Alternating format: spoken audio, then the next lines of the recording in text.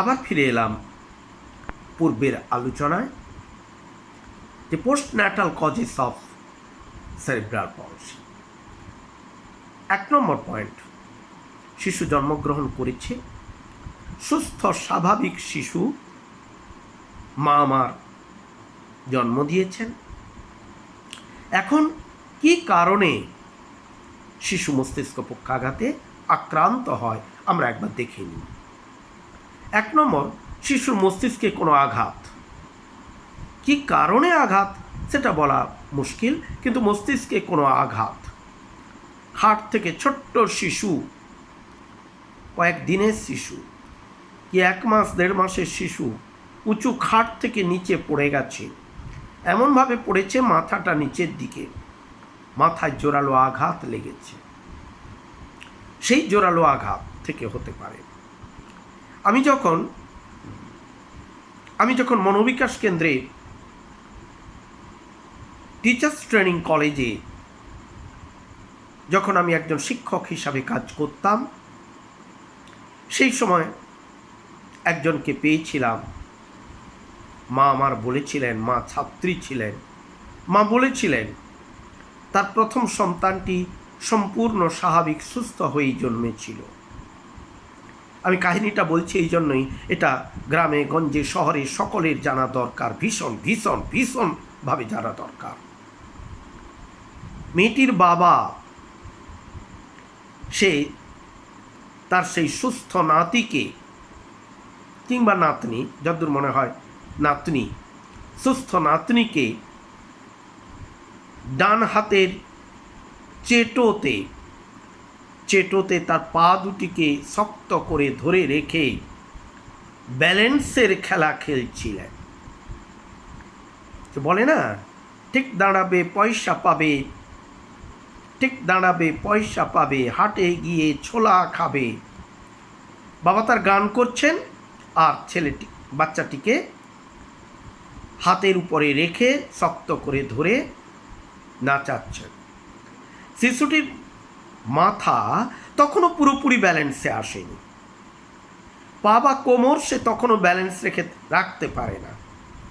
মেয়েটি, মানে আমার ছাত্রী, বারে বারে চিৎকার করছে, বাবা বাবা ওই রকম করো না, ও পড়ে যাবে, বাবা ও পড়ে যাবে।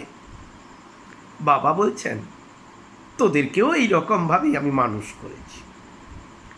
কিন্তু বাবার ওই সার্কাসের খেলা দেখাতে দেখাতে শিশুটি ফসকে পড়ে যায়। শিশুটির মাথায় চূড়ান্তভাবে আঘাত লাগে, সাময়িকভাবে শিশুটি অজ্ঞান হয়ে যায়, খিঁচুনিও হয়। সঙ্গে সঙ্গে উপযুক্ত paediatrician in the nursing home.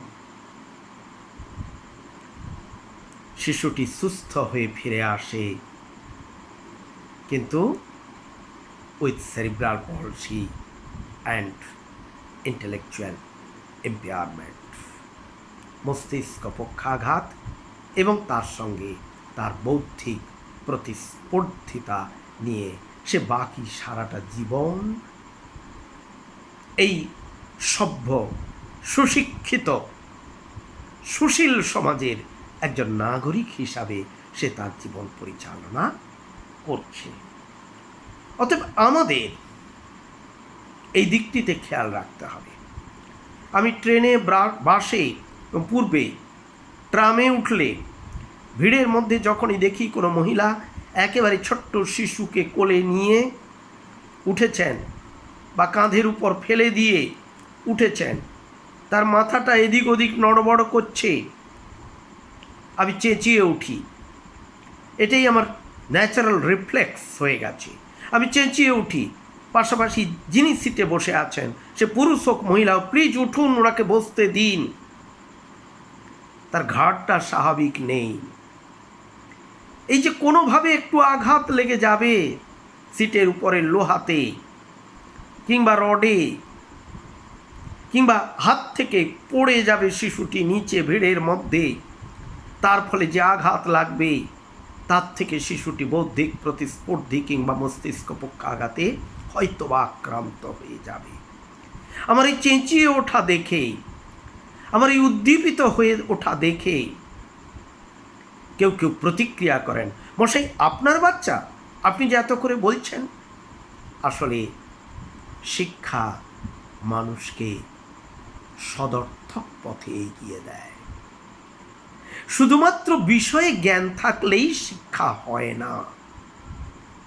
মনুষ্যের জীবন চর্চা, শিশু লালন পালনের বিষয়ে যথেষ্ট প্রজ্ঞা অর্জন করতে না পারলে মা বাবা হয়ে ওঠা কঠিন। গরু ছাগল কুকুর বিড়ালের মা বাবারা তারা তাদের মতো, কিন্তু মানুষের ক্ষেত্রে তা নয়। তাহলে মানুষ যদি হয়ে উঠতে হয়, মানুষের মতো যদি মানুষ করতে হয়, আমার সন্তানকে দীর্ঘদিন তাকে লালন পালন করতে হবে, তার পূর্ণাঙ্গ দায়িত্ব নিতে হবে, তারপরেও কি সে মানুষ হবে? কবি বলছেন, মনে পড়ে গেল, আহার নিদ্রা ভয় মৈথুনঞ্চ সামান্যমে তৎপশুভিরে নরানাম ধর্ম হিতেশা মধিকো বিশেষ ধর্মেন হীনা পশুভির সমানা। সুন্দর। তিনি বলছেন, আহার ও নিদ্রা ভয় মৈথুনঞ্চ।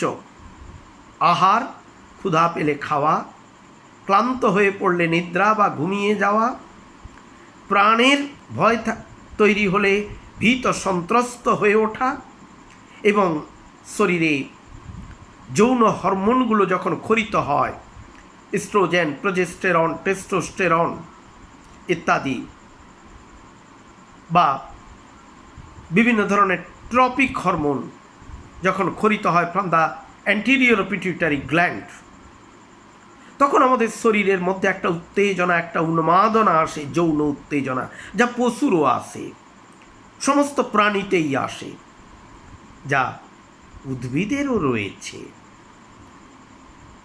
তার ফলে মানুষ মিলিত হয় বিপরীত সেক্সের সঙ্গে। অতএব এই আহার ও নিদ্রা ভয়ে মৈথুনঞ্চ, খাদ্য গ্রহণ, ভয় পাওয়া, মৈথুন আর ঘুম, সামান্য মে তৎপশুভিরে নরানাম, কি মানুষ কি পশু, these are the common features, these are the common factors, এ তো সকলেই রয়েছে। তাহলে মানুষের সঙ্গে পশুর ফারাক কোথায়? উত্তর, ধর্ম হিতেশা মধিকো বিশেষ ধর্মেন হীনা পশুভির সমানা। ধর্ম হিতেশা, অধিক, বিশেষ, মানুষের অধিক, এক্সট্রা, বিশেষ, স্পেশালাইজড একটা ধর্ম রয়েছে। That is not religion, that is the character, that is humanity, মানবতাবোধ, মনুষ্যত্ববোধ। এই মানুষ যেদিন তার মানবতা বা মনুষ্যত্ববোধ নামক ধর্ম থেকে বিচ্যুত হয়, সেদিন সেই ধর্মেন হীনা পশুভির সমানা, সে তখন পশুদের সমতুল হয়ে যায়।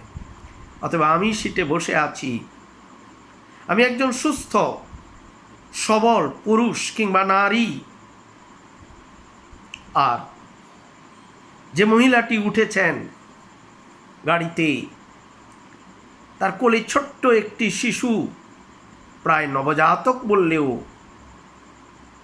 খুব বেশি করে বাড়িয়ে বলা হয় না, এইরকম একটি শিশু, তার জন্য সিট ছেড়ে দিতে আমাদের কত না দ্বিধা, আমাদের কত না দ্বন্দ্ব নিজেদের মধ্যে।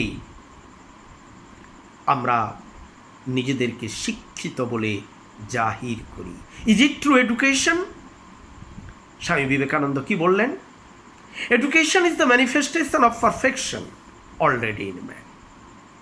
প্রতিটি মানুষের মধ্যে রয়েছে সেই অনন্ত সম্ভাবনা, সেই অনন্ত শক্তি, দ্যাট ইজ দ্য হিউম্যানিটি, মানবিকতাবোধ, মনুষ্যত্ববোধ, সর্বজীবের প্রতি তার ভালোবাসা, সর্বজীবের প্রতি দয়া, সকলের প্রতি ক্ষমার দৃষ্টিতে সকলের দিকে তাকানো। তবেই না পারফেকশন, তবেই না পূর্ণতা, তবেই না তার ম্যানিফেস্টেশন, তার প্রকাশ। যে শিক্ষা মানুষের প্রতি মানুষকে ভালোবাসতে সুযোগ করে দেয় না। যে শিক্ষা পশুর প্রতি মানুষের ভালোবাসাকে প্রকাশ করবার সুযোগ করে দেয় না, বরঞ্চ মানুষ প্রবৃত্তির তাড়নায় হিংস্র হয়ে ওঠে, তার কিন্তু শিক্ষা হয়নি। অর্থ থাকলেই, অর্থাগমও নিত্য, নিত্য অর্থ উপার্জন হলেই, স্কুল কলেজ বিশ্ববিদ্যালয়ের ডিগ্রি লাভ করতে পারলেই, রূপবান কিংবা রূপবতী পুত্র বা কন্যা হলেই, শারীরিক শক্তির অধিকারী যুবক বা যুবতী হলেই, অনন্ত যৌবনের রূপ লাবণ্যযুক্ত নারী বা পুরুষ হলেই আমি কিন্তু মানুষ হতে পারি না, যদি না মানুষ হবার জন্য মানবোচিত মনুষ্যত্ববোধগুলি পূর্ণাঙ্গ রূপে আমার মধ্যে থাকে এবং সময় বিশেষে প্রয়োজন অনুযায়ী প্রতিনিয়ত তার বিকাশ ঘটে যায়। অতএব শিশুর মস্তিষ্কে কোনো আঘাত। 2 নম্বর পয়েন্ট, শিশুর সংক্রামক রোগ। শৈশবে শিশু যদি মেনিনজাইটিস, এনকেফেলাইটিস, সিফিলিস, বসন্ত ইত্যাদি কোনো রোগে সংক্রামিত হয়, তাহলে এই রোগগুলি, এই যে ভাইরাসগুলি তারা কি করে না, শিশুর মস্তিষ্কের ক্ষতি করে, ফলে শিশু মস্তিষ্ক পক্ষাঘাতে আক্রান্ত হতে পারে। 3 নম্বর পয়েন্ট, রক্তনালীর সমস্যা। রক্তনালী কীরকম? শিশুর মস্তিষ্কে যদি রক্তক্ষরণ এবং থ্রম্বোসিস ঘটে, শিশুর সেরিব্রাল পলসির এটি অন্যতম কারণ। যে মাথায় যে শিরাগুলি রয়েছে, সেই শিরার কোনো এক বা একাধিক শিরা রাপচার করলো, ফেটে গেল, রক্তক্ষরিত হলো, ক্ষরিত সেই রক্ত জমাট বেঁধে গেল, এর ফলে শিশুর মস্তিষ্ক পক্ষাঘাত আসতে পারে। 4 নম্বর, অক্সিজেনের অভাব। শিশুর শরীরে অক্সিজেনের অভাব ঘটলে বা শিশুর শরীরে অতিরিক্ত পরিমাণে কার্বন ডাইঅক্সাইড বা কার্বন মনোক্সাইড বা oxides of nitrogen, oxides of sulphur যদি প্রবেশ করে, তাহলে শিশু মস্তিষ্ক পক্ষাঘাতে আক্রান্ত হতে পারে। যেমন ছোট্ট শিশুকে নিয়ে আমি অনেক উঁচু পাহাড়ের উপরে হেঁটে হেঁটে উঠছি, আমার খুব ইচ্ছা হয়েছে পাহাড় দেখার। শিশুর বড় হওয়া পর্যন্ত আমার অপেক্ষা করতে আমি পারছি না, সুযোগ পেয়েছি, আমাকে উঠতেই হবে পাহাড়ের উত্তুঙ্গ শৃঙ্গে। আমি সেই উঠতে চলে গেলাম, পাহাড়ে চড়তে চলে গেলাম। যত উঁচুতে উঠছি ততই অক্সিজেনের ডেফিসিয়েন্সি হচ্ছে, বায়ুর মধ্যে অক্সিজেনের ঘনত্ব কম, উল্টো দিকে সেখানে অন্যান্য গ্যাসের ঘনত্ব বেশি। অতএব শিশুর শরীরে অক্সিজেনের অভাব ঘটে গিয়ে শিশুর মস্তিষ্ক পক্ষাঘাতে আক্রান্ত হতে পারে। শিশুকে যেই ঘরে রেখেছি সেই ঘরেই মা আমার উনানে কাঠ জ্বালানি দিয়ে, খড় জ্বালানি দিয়ে, বাঁশের কঞ্চি জ্বালানি দিয়ে মা আমার রান্না করছেন। জানালা খোলা আছে কিংবা শীতের দিনে জানালা বন্ধ আছে, গোটা ঘর সেই ধোঁয়াতে ভরে গেছে। ধোঁয়া মানে oxides of carbon, carbon dioxide, আবার কিছুটা কার্বন মনোক্সাইড। ফলে অক্সিজেনের অভাব ঘটছে, কারণ আগুন জ্বলছে, উনুন জ্বলছে দাউ দাউ করে। সেই উনানের আগুনটি জ্বলবার জন্য অক্সিজেনকে টেনে নিচ্ছে, কারণ অক্সিজেন ছাড়া আগুন জ্বলতে পারে না। অতএব ঘরের মধ্যে অক্সিজেনের অভাব ঘটছে, উল্টো দিকে ঘরের মধ্যে কার্বন ডাইঅক্সাইড, কার্বন মনোক্সাইডের পরিমাণ বেড়ে যাচ্ছে, ফলে শিশুর শরীরে অক্সিজেনের অভাব ঘটে যাচ্ছে। কিংবা এই ঘটনাটা ছোট্ট একটা কাহিনী বলি। একটি সিনেমা দেখেছিলাম, আপনারাও অনেকেই হয়তো সেই সিনেমা দেখেছেন, বাংলা সিনেমা, যেখানে ছোট্ট একটি শিশু, 10-12 বছরের শিশু, গ্রাম থেকে কলিকাতা শহরে এসেছে বাবুর বাড়িতে কাজ করবার জন্য। দারিদ্র্যের কারণে সে চলে এসেছে। সকাল থেকে সন্ধ্যা রাত্রি শোয়া পর্যন্ত সে প্রচুর পরিমাণে কাজ করে। বাড়িতে ঘর থাকলেও তার জন্য শোয়ার ব্যবস্থা সিঁড়ির ঘরের নিচটায় ফাঁকাতে। শীতের দিন থরথর করে কাঁপছে শিশু। যথেষ্ট পরিমাণে বিছানা নেই, লেপ কম্বল নেই, তাই শরীরটাকে একটু গরম রাখবার জন্য বাড়ির সবাই যখন ঘুমিয়ে পড়েছেন তখন সে রান্নাঘরে ঢুকেছে। রান্নাঘরের জানালা বন্ধ করে দিয়েছে, ভিতর থেকে দরজা বন্ধ করে দিয়েছে। তখনও আঁচ জ্বলছে, তার ফলে ঘরটা বেশ গরম। সে সেইখানেই এক জায়গাতে সে শুয়ে আছে। তার বিছানাটি, তার গায়ে দেওয়ার চাদরটি গায়ে দিয়ে শিশু শুয়ে আছে। শিশু শুয়েই আছে। পরের দিন সকাল হলো, বাড়ির গিন্নিমা চিৎকার করে ডাকছেন শিশুটিকে তার নাম ধরে। সাড়া নেই, শব্দ নেই। তিনি নিচে নেমে এলেন, না, সিঁড়ির নিচে সে শুয়ে নেই। তিনি দেখলেন বাইরে সে যায়নি, দরজা ভিতর থেকে লক করা। গোটা ঘর তন্ন তন্ন করে খুঁজে তিনি যখন রান্নাঘর খুলতে গেলেন, দেখলেন রান্নাঘর ভিতর থেকে লক হয়ে আছে। ঠেলা ঠেলি করে কোনো রকমে যখন সেই দরজাটিকে প্রায় ভেঙে ফেলে তারা দরজা দিয়ে ভিতরে ঢুকলেন, কি দেখলেন? তাদের বাড়ির পরিচারক ছোট্ট শিশুটি সে নিশ্চিন্তে ঘুমিয়ে আছে। সে শেষ ঘুম দিচ্ছে। সে আর ফিরে আসবে না।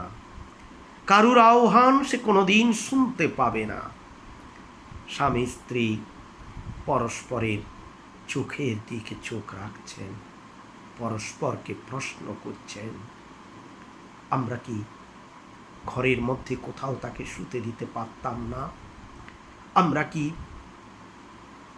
ঘরের উত্তাপ নিয়ে যথেষ্ট বিছানা নিয়ে শিশুটিকে ঘুমাবার সুযোগ করে দিতে পারতাম না? পরের শিশু বলে, পরের সন্তান বলে, বাড়িতে কাজের জন্য সে এসেছে বলে তাকে আমরা অশ্রদ্ধা করেছি।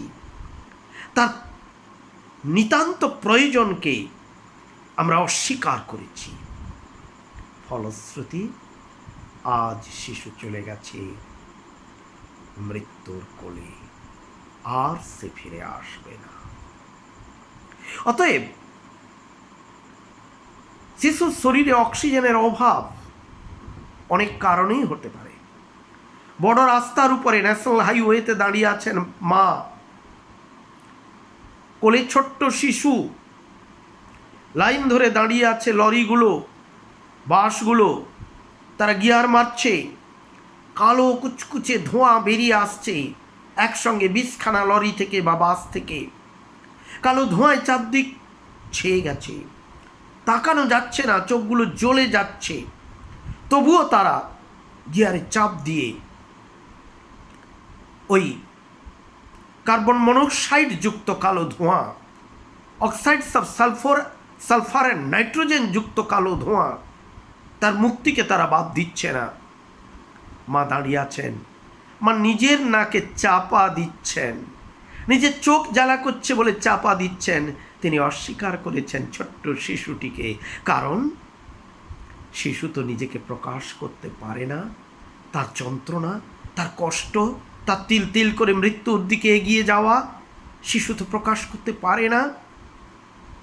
নিজের অজ্ঞাত সারেই মা আমার শিশুটিকে মস্তিষ্ক পক্ষাঘাতে আক্রান্ত হয়ে ওঠার সুযোগ করে দিয়েছেন। আর তাই আমি পূর্ববর্তী টপিকের লেকচারে বারে বারে বলছিলাম, each husband and wife during pregnancy or before onset of pregnancy must be trained regarding how to tackle, how to nurture the baby, how to nurture the entire pregnancy period.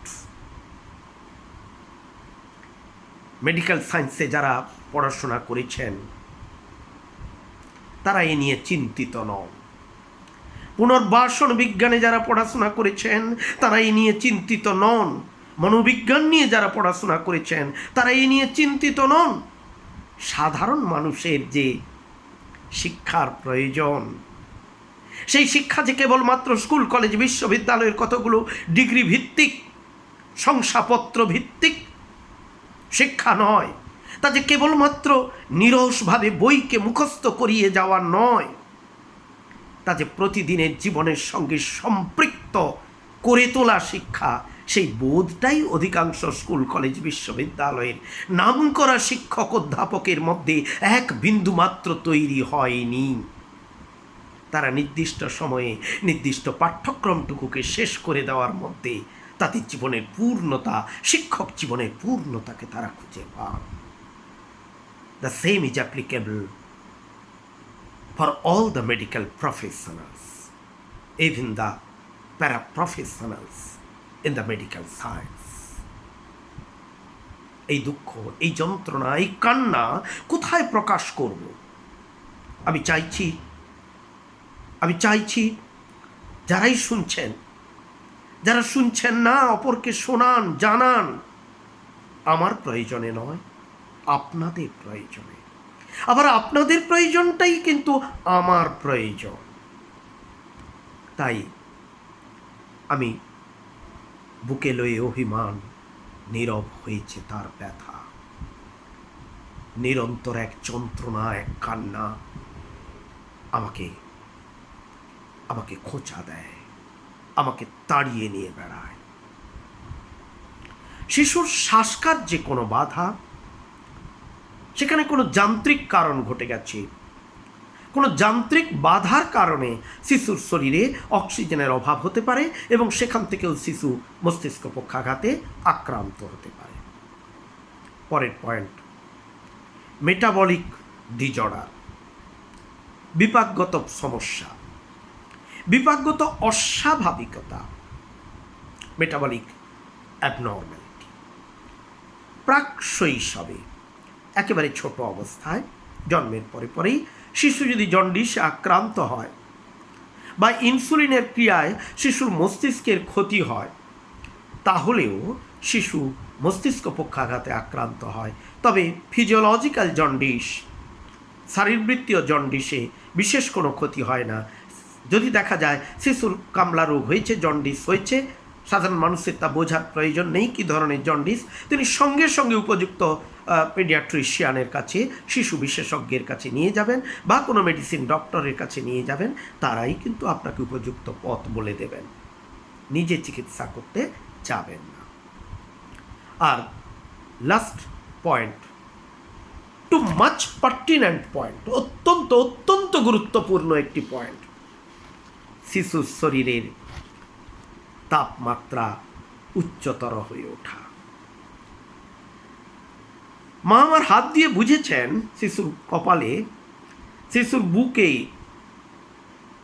যে শিশুর গায়ে জ্বর এসছে।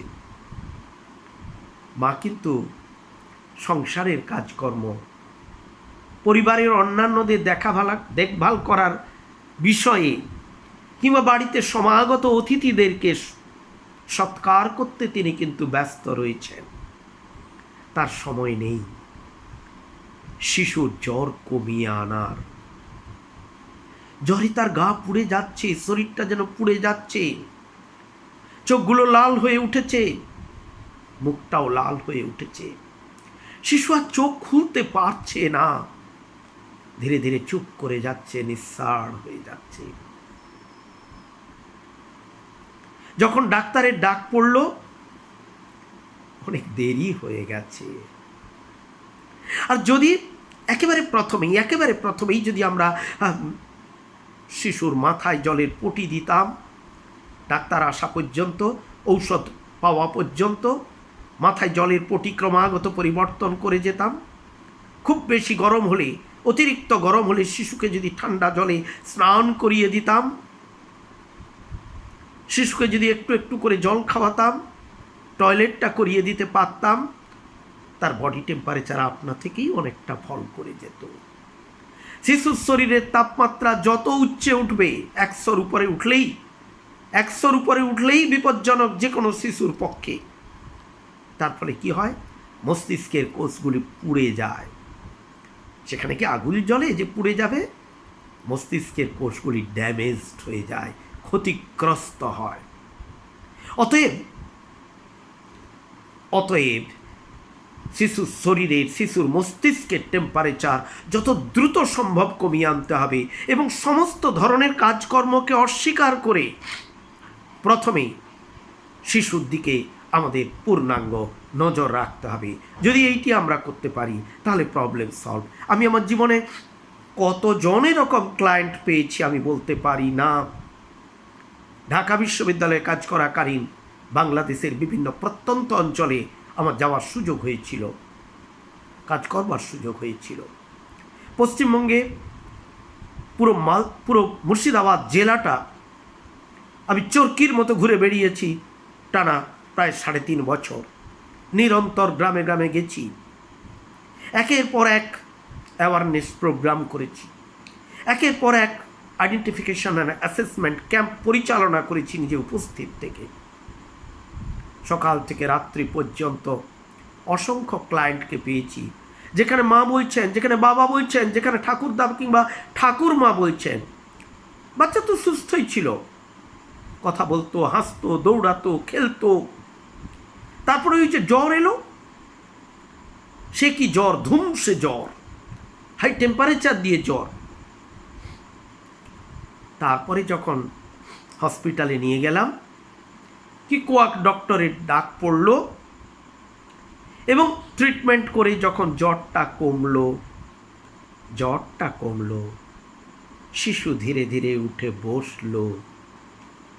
শিশু আর কথা বলল না, শিশু আর খেলতে বেরোলো না, শিশু আর দৌড়ে যেতে পারল না।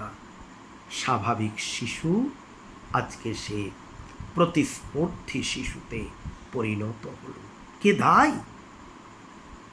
আমি। কে দায়ী? আপনি, আমরা, আপনারা, যারা আমরা সমস্ত সাধারণ মানুষের উপার্জিত অর্থের উপর ভিত্তি করে উচ্চতর শিক্ষা লাভ করি, অথচ সেই শিক্ষাকে সর্বস্তরে নামিয়ে দেওয়ার ক্ষেত্রে আমরা দ্বিধান্বিত। আমরা সেই মানুষ, আমরাই পাপী। কথাটা আমার নয়, স্বামী বিবেকানন্দের কথা। আমি সর্বত্রই বলে চলেছি, যে কেউ গ্রামবাসীকে একত্রিত করুন। স্কুল কর্তৃপক্ষকে বিভিন্ন জায়গায় বলেছি, ছাত্রছাত্রীদেরকে ডাকুন, তাদের উপস্থিতিতে আমাকে শুধু একবার ডেকে পাঠান। I will go to your place, to any school, college, university, anywhere, to any village, most remote corner of the villages. আমি পৌঁছে যাব। আমি মানুষকে অ্যাওয়ার করে যেতে চাই। এ বিশ্বকে এ শিশুর বাসযোগ্য করে যেতে চাই, আর কিছুই নয়। আমরা এই পর্যায়ে এখানে রাখছি। পরবর্তী লেকচারের জন্য পরের এপিসোড আপনারা লক্ষ্য করুন।